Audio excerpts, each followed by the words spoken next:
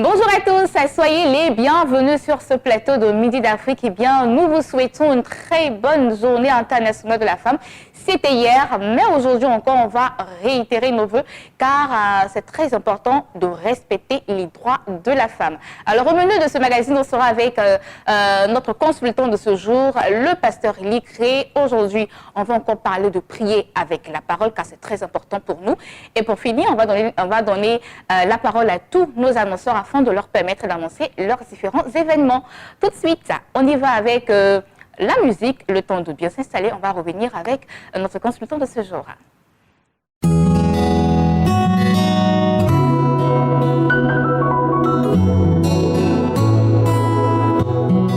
Seigneur, parle-moi.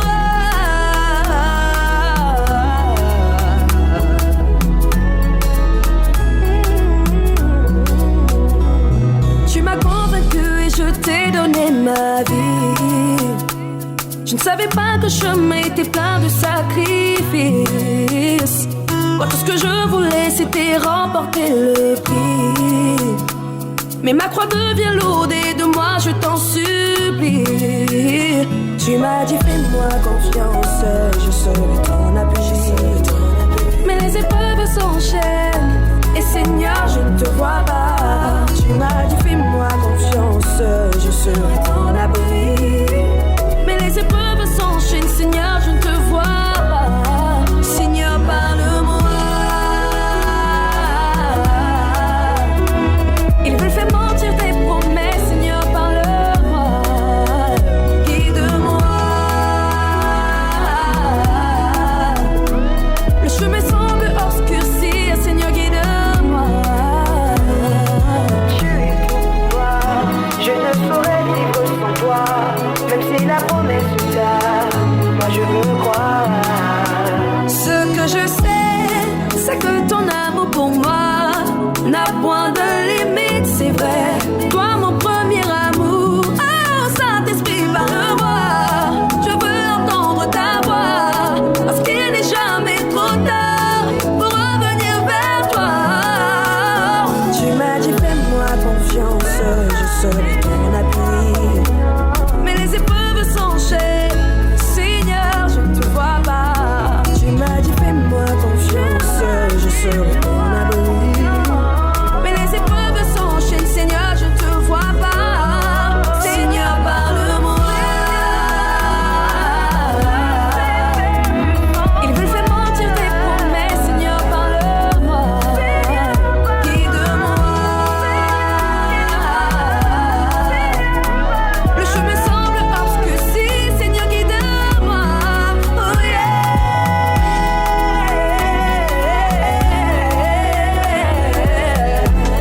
Je suis perdu sans toi. Parle-moi, Seigneur. Parle-moi, guide-moi, parle-moi. Parle-moi, guide-moi, parle-moi, guide-moi.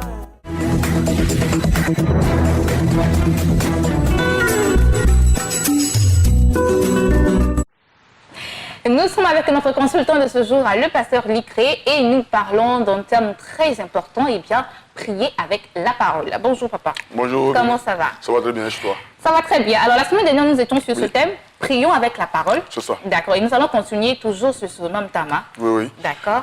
Alors, nous allons continuer avec ce thème, prier avec la parole de Dieu. Pourquoi nous devons prier avec la parole de Dieu? Parce que, vous savez, la prière, comme je l'ai dit la dernière fois, c'est une communication, c'est un dialogue. Mais quand on parle de prière, nous dépendons de quelqu'un, qui est donc notre Créateur, qui est Dieu. Et nous devons parler à Dieu de sorte à prouver que nous sommes dépendants de lui. Donc nous devons faire sa volonté. Notre prière doit refléter la volonté de Dieu. Notre prière doit refléter la gloire de Dieu. Donc on ne peut pas dire des choses qui n'ont rien à voir, qui ne sont pas en conformité avec la parole de Dieu. Voilà pourquoi nous devons prier avec la parole. Bon, nous allons accentuer cela avec le passage de Jacques chapitre 4, le verset 3, qui nous dit ceci. Jacques chapitre 4, le verset 3 nous dit ceci. Vous demandez et vous ne recevez pas, parce que vous demandez mal. dans le but de satisfaire vos passions. Vous demandez et vous ne recevez pas. Pourquoi? Parce que vous demandez mal. Comment on demande mal? On demande pour satisfaire nos passions. Donc, ce passage nous révèle un peu l'égocentrisme, le fait d'être un peu égoïste dans la prière, sans penser aux autres. Donc déjà, cette manière de prier n'est pas agréable à Dieu. Et c'est pour cela qu'on ne reçoit pas. Les gens demandent et ils ne reçoivent pas parce qu'ils demandent mal. Mais demander mal, ça veut simplement dire qu'on n'utilise pas la parole de Dieu. On n'utilise pas la volonté de Dieu. C'est-à-dire qu'on ne tient pas compte de la volonté de Dieu. Et tout à l'heure, nous allons prendre des exemples qui vont vraiment nous aider à comprendre mieux ce que je veux dire. Alors, quand nous prenons des exemples, nous allons prendre dans le livre de Jérémie, chapitre 29, le verset 11. La Bible dit que Dieu, c'est Dieu qui le dit, je connais les projets que j'ai formés sur vous. Projets de paix et non de malheur, afin de vous donner un avenir et l'espérance. Alors, quand tu es un chrétien, et puis quelqu'un te dit que tu es un homme de malheur, tu es un enfant de malheur, ou bien tu es une femme de malheur, c'est les choses que tu ne dois pas accepter. Quand tu pries, tu dois dire que Seigneur, tu as dit dans ta parole que je suis, tu as le projet de bonheur et de paix pour moi. Et le malheur n'est pas inscrit dans ton plan pour moi. Donc je refuse d'être un homme de malheur, je refuse d'être une femme de malheur, je refuse d'être un jeune homme ou bien une fille de malheur. Ça, avec la prière déjà, tu vas enlever cela sur toi. Les paroles ont une puissance, les paroles ont un impact, les paroles ont une influence sur la vie des personnes. Et ceux qui les prononcent savent à quel destin ils le font. Donc toi qui reçois une telle parole, même si c'est une malédiction, tu dois dire que la Bible dit que la malédiction sans cause n'a point d'effet. Donc quand tu pries, tu dis que cette malédiction-là, je la refuse, je renonce à cette malédiction, je la rejette et elle ne pourra pas s'accomplir dans ma vie. Pourquoi? Parce que la malédiction sans cause n'a pas d'effet. Mais il faut te rassurer que ce que tu as fait aussi, c'est sans cause. Ça c'est important, parce que c'est la malédiction sans cause. Alors quand tu parles, il faut tenir compte des mots qui sont donc utilisés. Quand nous prenons par exemple Proverbe chapitre 16, verset 3, la Bible dit recommande tes œuvres à l'Éternel et tes projets réussiront. Il y a des gens qui vont faire des projets. Et quand ils font leur projet, c'est en fonction de leur propre force, c'est en fonction de leurs moyens, c'est en fonction de leur intelligence. Ils n'associent pas Dieu, ils ne demandent pas la volonté de Dieu, ils ne demandent pas la vie de Dieu. Et quand il se lève, il prend son argent parce que j'ai mon argent. Il se tape la poitrine et puis ça va commencer. Et quand c'est comme ça, la Bible dit que tu vas te casser la figure. Mais il dit recommande tes œuvres. Tout ce que tu fais, il faut remettre ça entre les mains du Seigneur d'abord. Et en ce moment-là, tes œuvres, tes projets réussiront. Ça veut dire que de façon concrète, Dieu va amener à l'accomplissement tous tes projets si tu lui fais entièrement confiance. Donc quand tu ne fais pas confiance à Dieu, alors tu vas faire ce que tu veux et puis après, tu vas voir que c'est l'échec qui va venir après. Donc les gens doivent comprendre cela. Si nous prions, nous devons prendre Dieu au mot. Nous devons dire que Dieu, voici ce que tu as dit. Par exemple, nous prions et nous disons que voici, moi je veux occuper un tel poste. Je veux occuper un tel poste, mais voilà que déjà, il y a quelqu'un qui est à ce poste-là. Et tu veux que Dieu fasse quoi? Qu'il tue le monsieur pour que toi tu prennes le poste? Non. Tu es un enfant de Dieu. Celui qui a ton poste là, si tu vois que c'est de l'injustice que les gens ont fait, tu vas dire à Dieu que tu as dit dans ta parole que les esclaves sont sur les chevaux et les princes sont à terre. En tant que prince, en tant qu'enfant de Dieu, je refuse d'être à terre. Repositionne-moi. Là où je dois être. Et le Seigneur saura ce qu'il faut faire. Parce que quand comment il s'appelle, Salomon a prié. Dieu a dit, Salomon, parce que tu n'as demandé ni la mort de tes ennemis, ni des richesses, non seulement je te donne la sagesse et l'intelligence, mais je te donne aussi des richesses. Et puis maintenant, c'est ce que Dieu a fait. Salomon était riche, très riche. Vous voyez? Et il lui a donné une grâce avec laquelle Salomon a jusque-là agi. Donc, en fait, il faut avoir la sagesse pour pouvoir dire les paroles qu'il faut. Oui, bien sûr, parce que la sagesse, c'est d'abord ça.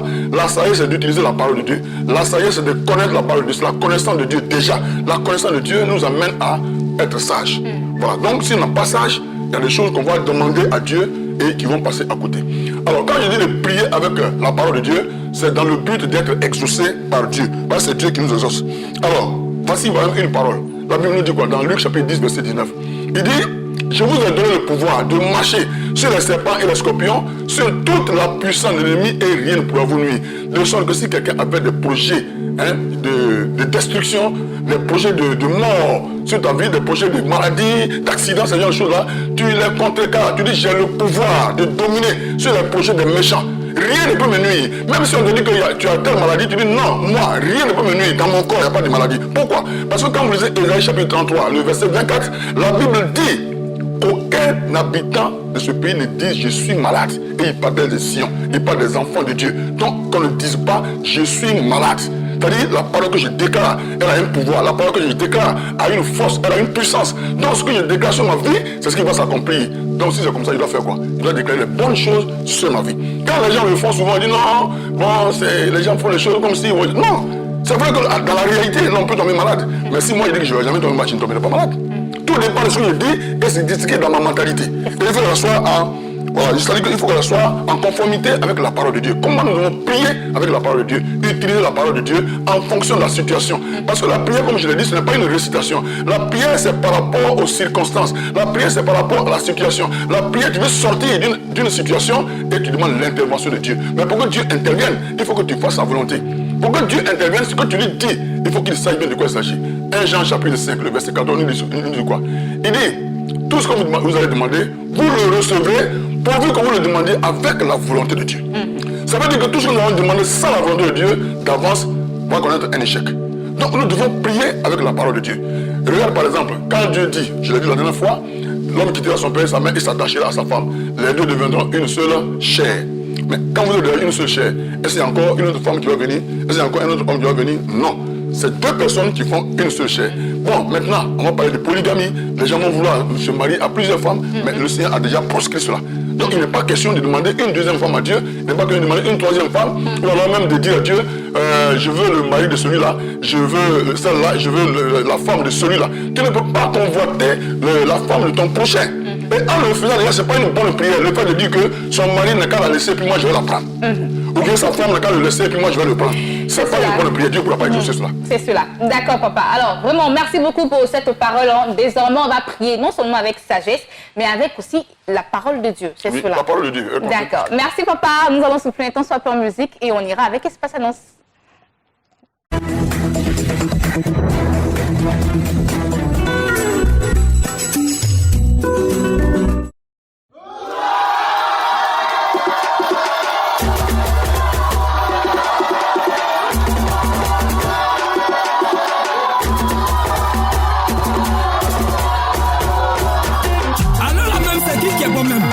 C'est Jésus-Christ qui est bon, le détenteur de la vie éternelle. Ah oh! Alors là, c'est mon Jésus qui est bon. Alors là, c'est mon Jésus qui est bon.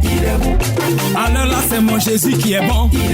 Ati, alors là, c'est mon Jésus qui est bon. Dagouo, alors là, c'est mon Jésus qui est bon. Jésus-Christ, c'est Dieu. Jésus-Christ, c'est Dieu. Tu veux pas, oh Jésus-Christ, c'est Dieu. Il est le roi des rois. Il est le tout-puissant. Sans lui, il n'y a pas la vie. Sans lui, il n'y a pas la paix.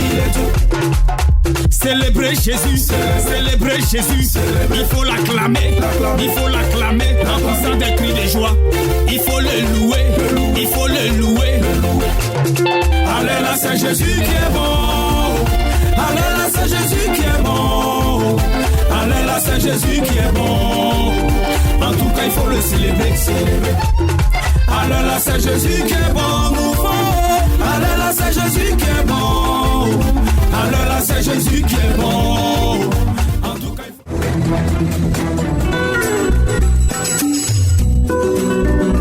Espace Annonce, nous sommes avec deux invités sur notre plateau. Il s'agit de Maman Avit Naomi et la sœur Kadi Gbalo. Eh bien, elles sont là au nom de l'église protestante évangélique Cité des Vainqueurs. Et avec elles, nous parlons d'un séminaire de formation et de restauration des femmes. Et oui, c'est très important car hier, c'était la journée internationale des droits de la femme. Alors, bonjour maman. Bonjour. Comment ça va? Ça va très bien. Bonjour la sœur Kadi. Bonjour. Alors, soyez les bienvenus sur notre plateau. Avec vous, nous parlons de ce séminaire de formation et de restauration des femmes. Comment ça se passe? Nous avons un grand séminaire qui va commencer le samedi 13 à Yopougon. Et nous avons comme invité notre maman Niépé qui viendra nous entretenir sur le foyer, sur les couples, comment est-ce qu'on peut vraiment, par la grâce de Dieu, avoir un foyer béni et heureux. Et c'est pour ça que nous invitons ce matin toutes les sœurs, les mamans, les frères et sœurs à participer vraiment à ce grand programme. D'accord. Donc, ça sera où exactement? À Yopougon, à gauche, vers le terminus 27. D'accord. Non Et loin quand? de la Locodrome. Quand? Le 13 et le 14. D'accord. Alors, l'église est située où? à Yopougon. Ok, d'accord. Alors, on va donner la parole à la sœur Kazik Balo qui va sensibiliser la jeunesse afin de venir participer massivement à ce programme. Oui, moi c'est la sœur Kazik Balou et je suis là sur ce plateau pour sensibiliser la jeunesse à venir à ce programme. C'est très important. Tu es jeune fille comme moi, jeune homme, je t'invite à venir à ce programme parce que de nos jours, nous sommes jeunes, nous sommes dans nos foyers et certains traversent des moments difficiles, des difficultés. Ça t'amène même à te décourager, tu regrettes même ton mariage. Viens à ce programme afin de ne pas regretter ton mariage. Et j'aimerais aussi ajouter que on aura aussi un moment de prière parce que nos parents ont tissé des alliances dans le passé et aujourd'hui ces alliances-là, c'est nous qui payons le prix. Ça agit sur nous, ça fait que nous ne pouvons pas nous marier. On a des blocages et le célibat domine plus sur nos vies. Donc je veux appeler mon frère et ma soeur jeunes à venir à ce séminaire-là parce que nous allons aussi prier afin de briser ces liens-là, afin de renverser ces hôtels-là. Vraiment, c'est très important. Ne dis pas comme tu n'es pas marié, ça ne te concerne pas. Viens, le mari, c'est dès maintenant, ça se prépare. D'accord, merci beaucoup. Alors, on va laisser les contacts. Nous avons le 07 79 36 75 76 07 77 47 35 77. D'accord. Alors, je reprends les contacts. Le 07 77 47 35 77, le 07 79 36 75 76. Merci beaucoup, maman Avit Naomi et la sœur Kazik Balo de l'église protestante évangélique Cité des Vainqueurs d'être passés sur notre plateau pour annoncer ce séminaire de formation de restauration des femmes qui aura lieu du 13 au 14 mars prochain à Yopougon-Nyongo. Eh bien, bon programme à vous. Merci. Quant à nous, nous partons avec d'autres annonceurs sur ce plateau.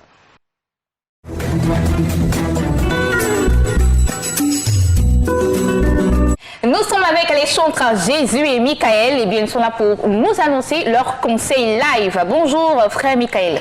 Bonjour. Comment ça va? Ça va par la grâce de Dieu. Bonjour, frère Jésus. Bonjour, maman. Alors, avec vous, nous parlons de votre concert live. Oui. D'accord, on y va.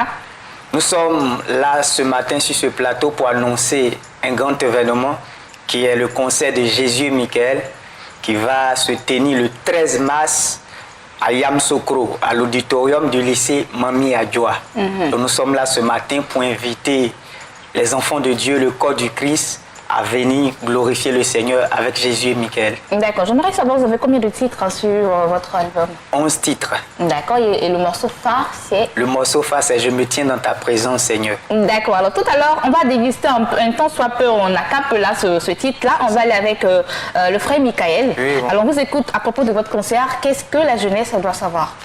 Ce que la jeunesse doit savoir, c'est que Jésus et Michael, Dieu les a mandatés pour faire du bien au corps du Christ. Nous avons l'habitude de voir des concerts, souvent tout est mélangé, mais nous voulons faire la part des choses cette fois-ci, montrer la couleur vocale et la couleur musicale.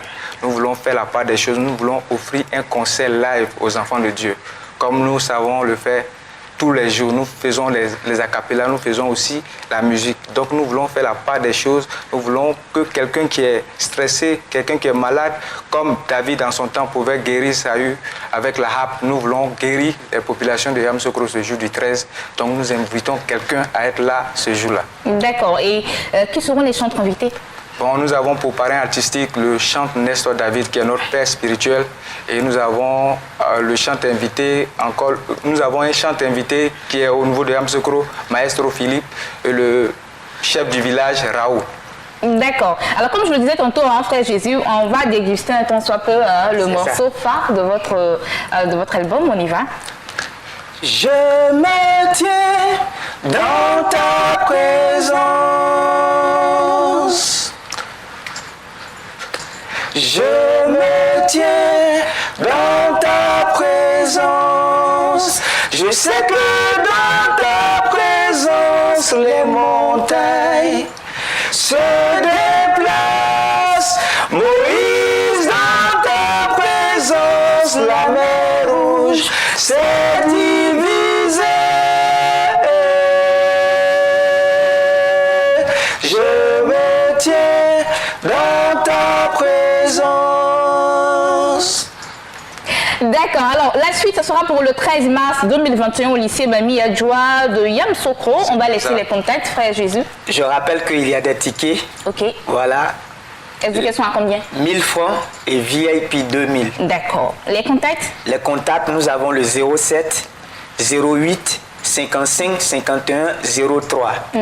05 44 40 29 09. D'accord. Merci beaucoup, Frère Jésus et Michael. Eh bien, sont tous deux des chantres. Ils étaient là pour annoncer leur conseil lève le 13 mars prochain à Yamoussoukro. Les contacts, le 07 08 55 51 03, le 05 44 40 29 09. Alors, bon concert à vous. Merci. Et nous partons avec d'autres annonceurs. Nous invitons. D'accord. Merci beaucoup. Nous y serons. Voilà. Alors, nous partons avec d'autres annonceurs à présent.